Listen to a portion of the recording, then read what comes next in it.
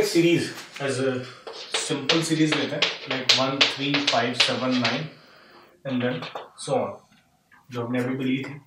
अगर मैं आपसे कहूँ कि इस सीरीज में 1 1 ऐड कर दें, तो अगर आप 1 ऐड कर दोगे तो अभी इसका गैप कितना है? अभी इसका गैप कितने का है? 2 का है। अगर आप इसमें किसी भी कांस्टेंट को ऐड कर दोगे, तो मैं आपसे कहूँ कि कोई भी कांस्टेंट ऐड कर दें, तो एक सिंपल एक बार करके देख लेते हैं, देन फिर एक स्टैंडर्ड बात याद रख लेंगे। आपने इसमें +1 कर लिया, तो ये कितना बन जाएगा? 2 4 6 8 और 10। देखो गैप हमेशा उतना ही रहेगा। गैप कितने का रहेगा? जितना पहला था उतना ही रहेगा। ये सीरीज पहला अरिथमेटिक प्रोग्रेशन थी, अब भी अरिथमेटिक प्रोग्रेशन रहेगी। अगर इसकी सम की बात करूं तो सम कितना इंक्रीज हो जाएगा? जितने इसमें नंबर है इनटू जितना आपने ऐड किया है। सही बात है ना? अगर मैं कहूं कि ये सब लोग थे और इसको आपने सबने 1 1 रुपीज दे दिए हैं, तो जब सम करोगे तो जितने लोग होंगे उनको उतने रुपए ज्यादा मिल गए। मैं कहूँ कि 5 लोग हैं, तो अगर इसका जो पहले सम आ रहा था, लेट्स से इसका पहले सम अगर कैपिटल X आता था, तो उसमें कितना ऐड हो जाएगा? +5 और ऐड हो जाएगा। सेम अगर मैं इसमें से इन नंबर्स को सब्ट्रैक्ट कर दूं, -1 कर दें, तो क्या फर्क पड़ेगा?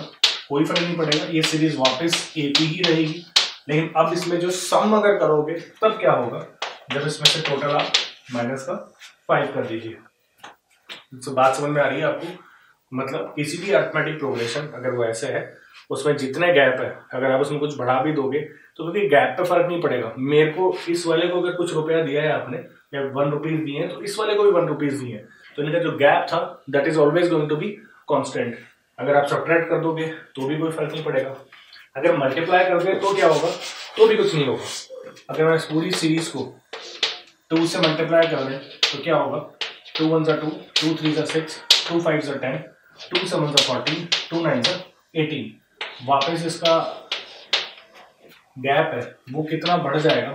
ऑब्वियसली इस बार आपने मल्टीप्लाई किया है, तो अरिथमेटिक प्रोग्रेशन में तो गैप चलता है, गैप मल्टीप्लाइड हो गया।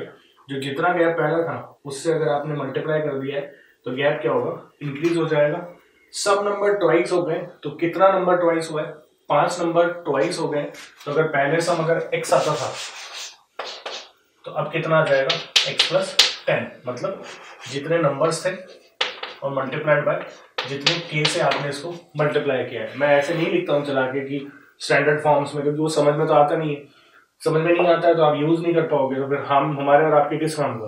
तो इससे मैंने प्रैक्टिकल एग्जांपल लिया है कि आप उसको 2 से मल्टीप्लाई करोगे तो जितना अरिथमेटिक प्रोग्रेशन में जो d कॉमन डिफरेंस जिसे कहते हैं, जो पहले आता था अब वो उतने टाइम्स इंक्रीज हो जाएगा। पहले अगर 2 का गैप चल रहा था इन सबके बीच में, तो क्योंकि आपने 2 से मल्टीप्लाई कर दिया है, तो ये 2 1 2, 2 3 6, गैप जो हो वो 2 से बढ़ जाएगा।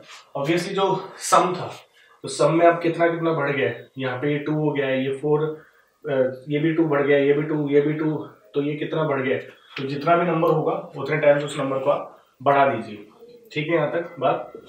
अगर इसी सीरीज में किसी से डिवाइड लगा दे, अगर आप डिवाइड लगा दे तो अब सीरीज कितना हो जाएगा? लेट्स से 2 का डिवाइड लगा दें तो 1/2, 3/2, 5/2, 7/2 और 9/2। तो वापस ये नंबर आप सब्ट्रैक्ट करा के देख लीजिए। 3/2 - 1/2 कितना होता है? It should be equals to 5/2 - 3/2। तो वापस कितना हो जाएगा? 1। और ये भी कितना हो जाएगा? 1। तो 1 इक्वल्स टू 1। तो मतलब सीरीज में अगर आप कुछ भी कीजिए, उसमें किसी कांस्टेंट से प्लस कराओ, किसी कांस्टेंट से माइनस करवाओ, किसी कांस्टेंट से मल्टीप्लाई कराओ या डिवाइड लगाओ, वो हमेशा अरिथमेटिक सीरीज रहेगी। डिफरेंस के हिसाब से मैंने आपको बता दिया मल्टीप्लाई, डिवाइड, प्लस माइनस पे उस पर कैसा इफेक्ट आने वाला है। ठीक है यहाँ तक? अब स्टार्ट करेंगे नेक्स्ट पार्ट में कि एक तो ज्योमेट्रिक प्रोग्रेशन कैसे करना है, एंड देन उसके बाद में कैसे क्वेश्चन सॉल्व करना है। वो सबसे इंपॉर्टेंट ट्रिक मैं आपको बताऊंगा कि how to solve all the questions, जो मैं पहले भी आपसे बात कर चुका हूँ। ठीक है?